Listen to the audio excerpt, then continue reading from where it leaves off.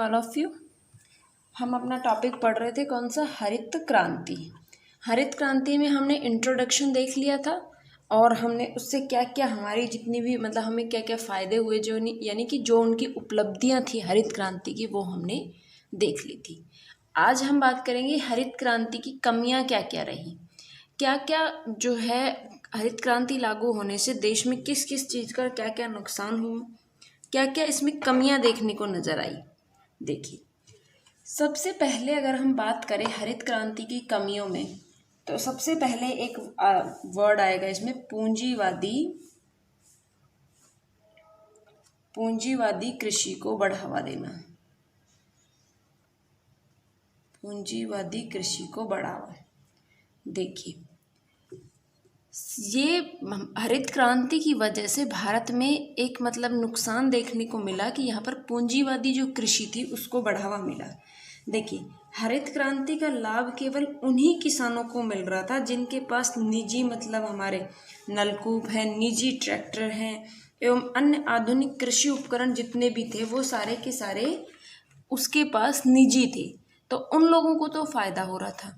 और दूसरे जो लोग जो उस चीज़ को किराए पर लेकर या फिर मतलब एक तरीके से पैसों में जिससे काम करवा रहे थे, तो वो उनके लिए बहुत ज़्यादा महंगा पड़ रहा था। सामान्य किसान जो था वो सुविधाओं से वंचित था। ये सुविधाएं जो थी केवल बड़े किसानों के पास ही उपलब्ध थी। इस प्रकार से इस क्रांति का जो लाभ मिला वो बड़े किसानों को ही मिला। देखिए, पूंजीवादी कृषि को बढ़ावा। पूंजीवादी मतलब कि एक तरीके से हम बात करें कि निजी क्षेत्र को बढ़ावा, ठीक है। तो इस क्रांति से फायदा किनको मिला? देखिए, जिस आदमी के पास ट्रैक्टर है, थ्रेसर है, सारी चीजें उसके पास घर की है, जिस किसान के पास, उस किसान को तो क्या होगा, हरित क्रांति से फायदा होगा। लेकिन वहीं अगर जो सामान्य किसान है वो जब इस ट्रैक्टर थ्रेसर का यूज़ करेगा तो उसके लिए पेमेंट करेगा, पैसे देगा, उनको पे करेगा पैसे। तो जब वो पैसे पे करेगा, अब आप जानते हैं कि जब हरित क्रांति लागू हुई तो उसमें रासायनिक उर्वरक और इन सब का यूज़ किया गया, तो एक खेत को कम से कम 2 से 3 बार उसमें एक तरीके से गुड़ाई निराई की ज़रूरत होती है। तो इतनी बार जब ट्रैक्टर और ये सब चीज़ें इसमें यूज़ की जाएंगी तो उतना ही किराया लगेगा। तो सामान्य किसान के लिए ये सारी चीज़ें अफोर्ड करना बहुत ही मुश्किल एक काम हो रहा था। वहीं जो हमारे अमीर जो किसान थे, यानी जो बड़े लेवल के जो किसान होते थे, वो जो है उसका आसानी से उपयोग कर पा रहे थे और फायदा भी उन्हीं लोगों को हो रहा था, ठीक है। तो पूंजीवादी कृषि को बढ़ावा मिला। इस चीज़ को समझ में आया कि पूंजीवादी कृषि मतलब सिर्फ जिन किसानों के पास अपने ट्रैक्टर, यानी कि जिनके पास निजी जो अपनी सुविधाएं उपलब्ध थी, उनके आधार पर उनको क्या मिला, फायदा मिलता चला गया। दूसरे पॉइंट की बात करें हम, अभी ये एक पॉइंट समझ में आया। दूसरा आता है हमारा प्रादेशिक असंतुलन। प्रादेशिक असंतुलन, देखिए इसमें क्या रहा। प्रादेशिक असंतुलन का मतलब है कि इस क्रांति का जो लाभ है वो केवल पंजाब, हमने बात कर ली है इसकी, पंजाब, हरियाणा, जो हमारा पश्चिमी यूपी है वो प्रदेश, आंध्र प्रदेश और तमिलनाडु, आंध्र प्रदेश, तमिलनाडु और कर्नाटक, इन क्षेत्रों को ही मिला। बाकी आप देखेंगे हर जगह जब से हमने हरित क्रांति शुरू की है, ये टॉपिक जब से हमने शुरू किया तब से हम इन्हीं राज्यों के बारे में बात कर रहे हैं ना। तो ये पूरे देश में कहाँ मतलब इसका फायदा मिला, इसलिए कहा गया कि इस हरित क्रांति की वजह से प्रादेशिक असंतुलन देखने को मिला। मतलब सिर्फ पंजाब, हरियाणा, पश्चिमी यूपी, आंध्र प्रदेश, तमिलनाडु और कर्नाटक जो क्षेत्र थे उन्हीं को इन सबसे फायदा हुआ। बाकी पूरे देश के अंदर जो है ये विभिन्नता देखने को मिली। ये चीज़ क्लियर हुई। तीसरा जो हमारा पॉइंट आता है इसके अंदर वो आता है विशेष खाद्यान्न फसलों तक ही सीमित। विशेष खाद्यान्न फसलों तक ही सीमित। ठीक है। विशेष खाद्यान्न फसलों तक ही उसको सीमित माना गया हरित क्रांति को। ये कैसे हुआ देखिए, खाद्यान्न फसलों में कौन कौन सी आती है? गेहूँ, चावल, हम लोग सारी बातें कर चुके हैं। उसके बाद बाजरा, मक्का, बहुत सारी फसलें हैं जो हमारी खाद्यान्न फसलों में आती हैं। लेकिन आप देखेंगे कि हरित क्रांति के अंदर जो खाद्यान्न फसलों में बात की गई है वो सिर्फ और सिर्फ किस पे बात की गई? जो विशेष फसलें थी गेहूँ, चावल, बाजरा, मक्का, उसके अलावा जो हमारी बहुत सारी तिलहन, ठीक, दाल, चारा फसलें, नगदी फसलें, सिर्फ जो हमें हरित क्रांति से फ़ायदा मिला वो 4 इन फसलों का फ़ायदा मिला। इन 4 जो ये फसलें थी खाद्यान्न फसलें, इन्हीं के ऊपर हमें लाभ मिला। बाकी आप देखते होंगे क्या हमारे पास सिर्फ ये 4 ही खाद्यान्न फसलें पूरे देश के अंदर?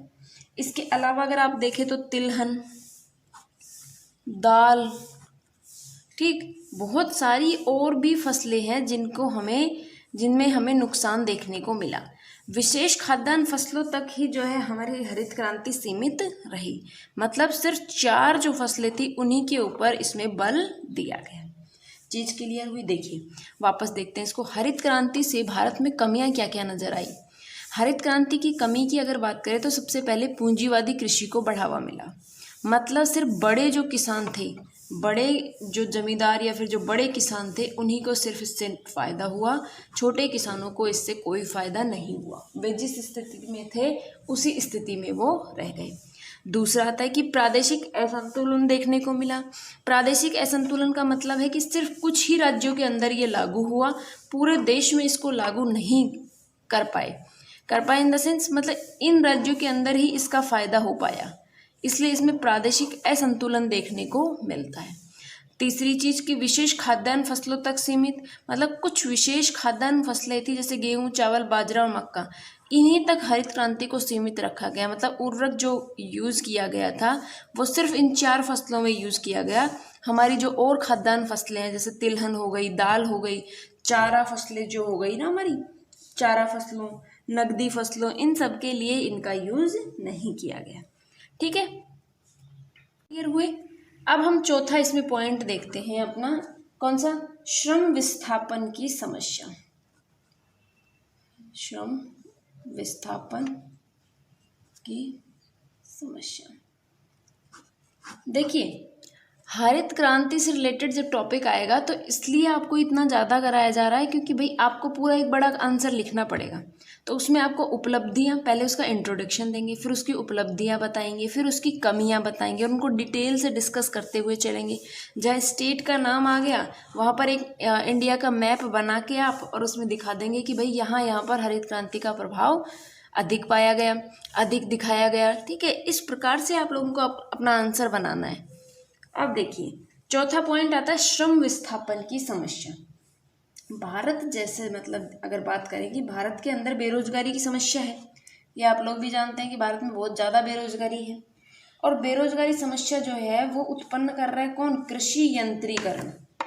जो हमारी अर्थव्यवस्था है उसमें कृषि यंत्रीकरण बेरोजगारी की समस्या उत्पन्न कर रहा है, जिससे क्या हो रहा है कि जो ग्रामीण जनसंख्या है वो रोजगार की तलाश में शहरों की ओर जा रही है।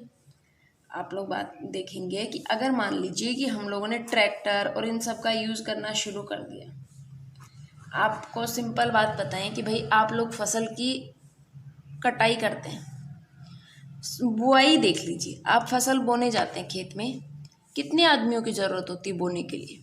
एक जो ट्रैक्टर चलाएगा और एक जो उसका मालिक होगा, वो 2 लोग ही रहे। वहीं अगर आप ट्रैक्टर का इस्तेमाल ना करके पूरे खेत में बीज खुद से उगाना है तो आपको कितने लोगों की ज़रूरत पड़ेगी? कम से कम 5 लोगों की ज़रूरत पड़ेगी। अब यहाँ जब आपने ट्रैक्टर का यूज़ कर लिया तो 2 ही आदमी यूज़ हो रहे हैं, तो यहाँ जो डिफरेंस आया 3, इन 3 लोगों का रोजगार तो गया ना। वहीं देखिए आप लोग फसल की कटाई करने की बात करते हैं, फसल काटते हैं तो आप लोगों को देखा होगा कि मतलब एक खेत के अंदर आपको 10-10 लेबर की ज़रूरत पड़ती है ना। वहीं अगर आप आजकल टेक्नोलॉजी इतनी ज़्यादा हो गई कि फसल को खेत में वैसे के वैसे काट के भी रख देगी, उसकी जो है मतलब एक तरीके से उसको अनाज को अलग कर देगी, भूसा को अलग कर देगी, इस तरीके की मशीन आ गई है। अब वो मशीन अगर आप लगा लेंगे तो क्या होगा भाई, जहाँ पर 10 लेबर काम कर रहे थे अब वहाँ एक मशीन चलाने वाला होगा, एक या दो लोग जो होते हैं वो उसके घर वाले होते हैं, जो उस खेत के मालिक होते हैं वो, मतलब 3 लोगों के द्वारा ये पूरा काम खत्म हो जाता है। वहीं पहले आपको कितने लोग चाहिए थे, 10 लोग चाहिए थे। तो क्या हुआ, यहाँ पर 7 लोगों का रोजगार गया। अब ये 7 लोग क्या करेंगे, जब इनका रोजगार गया तो ये क्या करेंगे, श्रम विस्थापन की समस्या आ जाएगी। मतलब अब इनको गाँव के अंदर जो आपको इनको काम नहीं मिल रहा गाँव में, तो अब ये शहर की तरफ पलायन करना शुरू कर देंगे। अब ये शहर की ओर पलायन करेंगे, फिर बहुत सारी समस्याएं हमारे शहर में उत्पन्न होना शुरू हो जाएंगी। तो ये जो है ना एक चेन चलती है। इस प्रकार से हम इसका नेक्स्ट जो पॉइंट है उसको समझने की कोशिश कर रहे हैं कि श्रम विस्थापन की जो समस्या है वो कैसे है। ये सारे हमारे एग्जाम्पल थे, ठीक है। श्रम विस्थापन की समस्या समझ में आया। अब जो नेक्स्ट पॉइंट आता है आपका वो आता है कौन सा, आर्थिक विषमता। 5वां पॉइंट अगर देखें तो उसमें आता है हमारा आर्थिक विषमता। ये देखिए आर्थिक विषमता। हरित क्रांति ने क्या किया कि कृषकों के मध्य जो है आर्थिक विषमता को व्याप्त कर दिया। जैसे ही हरित क्रांति आई भाई, बड़े किसानों को लाभ हुआ, उनके पास बहुत ज़्यादा पैसा आ गया, और जो छोटे किसान थे उनके पास नुकसान हो गया। उनको अभी भी उसी तरीके से जीना पड़ा जैसे वो पहले जीते थे, ठीक। तो जो आर्थिक यानी कि जो पैसों का जो डिफरेंस था वो उन दोनों के बीच में बढ़ गया। एक बड़ा किसान है, एक छोटा किसान है, मतलब एक जो है अमीर किसान है, एक गरीब किसान है। हरित क्रांति की वजह से क्या हुआ, बड़े किसान को और अधिक लाभ हो गया, उसने और अधिक पैसा कमा लिया। छोटा जो किसान है जिसके पास मतलब इतनी ज़्यादा मतलब फैसिलिटीज़ नहीं है, तो क्या किया, उसका और ज़्यादा नुकसान हो गया। और ज़्यादा नुकसान होने की वजह से क्या हुआ, उसके पास पैसों की और कमी आ गई। तो इन दोनों के बीच में क्या हुआ, आर्थिक विषमता बढ़ गई। क्लियर हो रही है चीज़ें। अब छठा पॉइंट देखिए आप, सुविधाओं का अभाव। सुविधाओं का अभाव, इस पॉइंट को समझिए। देखिए, हरित क्रांति की सफलता के लिए ये जरूरी है कि हम क्या करें, कृषि खाद, सिंचाई व्यवस्था, सस्ते जो कृषि हमारे उपकरण थे वो आदि के अभाव में कृषि विकास के क्षेत्र में सफलता प्राप्त नहीं हुई है। मतलब सुविधाओं का अभाव से मतलब वही है जो आपने पहले वाले में पढ़ा कि सुविधाओं का अभाव, सिर्फ सुविधाएं उन्हीं को मिल सकती हैं जिनके पास पैसा है। जिनके पास पैसा नहीं है उनको ये सुविधाएं नहीं दी गई। तो जो सुविधाओं का अभाव है वो भी हमारी हरित क्रांति से बढ़ता हुआ चला गया। 7वां पॉइंट अगर हम देखें तो उत्पादन में अल्पकालिक वृद्धि।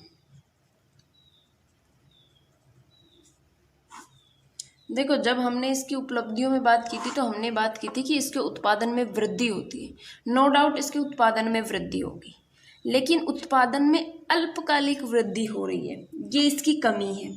कैसे, जैसे हरित क्रांति के प्रारंभिक वर्षों में अगर हम देखें 1967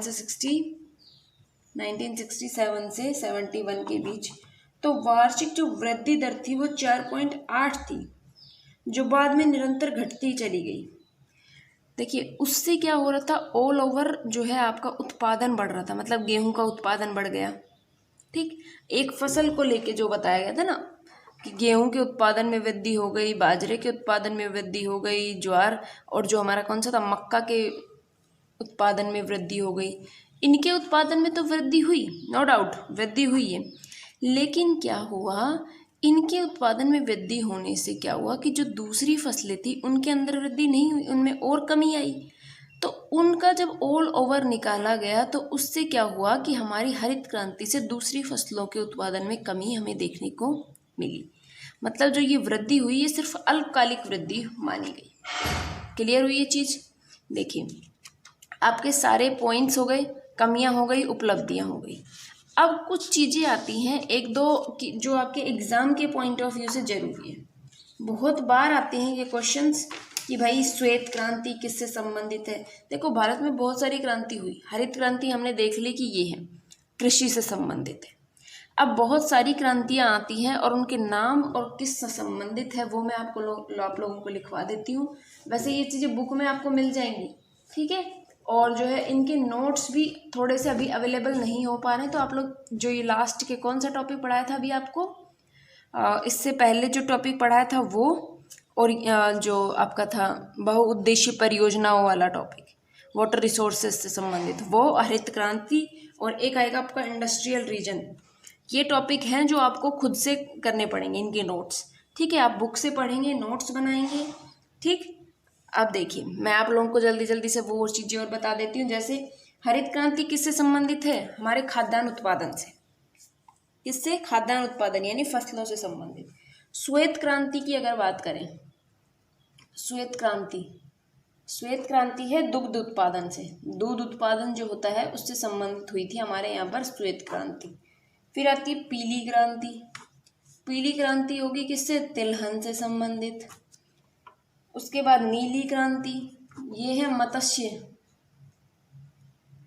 मत्स्य उत्पादन से संबंधित जो है हमारी नीली क्रांति है, ठीक। उसके बाद हम बात करें कि गोल्ड क्रांति हमारी बागवानी से। ये आपकी ना इस एग्ज़ाम में तो चलो कोई काम नहीं आएगा, लेकिन आपके नेट के एग्ज़ाम और कोई भी कंपटीशन का एग्ज़ाम जब आप देंगे तो उसमें ये फ़ायदेमंद होती हैं उसमें, क्योंकि एक दो क्वेश्चन इससे ज़रूर आ जाता है। एक क्वेश्चन तो आप मान के चलिए गोल्ड। फिर लाल क्रांति हुई हमारी किसके लिए, टमाटर के लिए लाल क्रांति हुई, ठीक। उसके बाद एक गोल क्रांति और हुई थी, गोल क्रांति वो हुई आलू के लिए, ठीक। उसके बाद अगर देखें कि काली क्रांति, ये क्वेश्चन बहुत बार आया है काली क्रांति से संबंधित, और काली में आप लोग कोयला या ऐसा कुछ लिख देते हैं।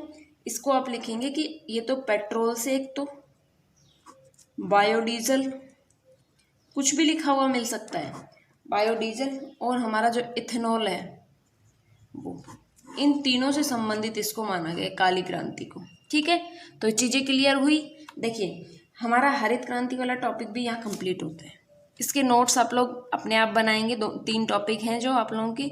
अब नेक्स्ट जो हम पढ़ेंगे वो हम पढ़ेंगे इंडस्ट्रियल रीजन, जो हमारी नेक्स्ट क्लास का टॉपिक होगा, ठीक है। आज के लिए बस इतना ही, थैंक यू।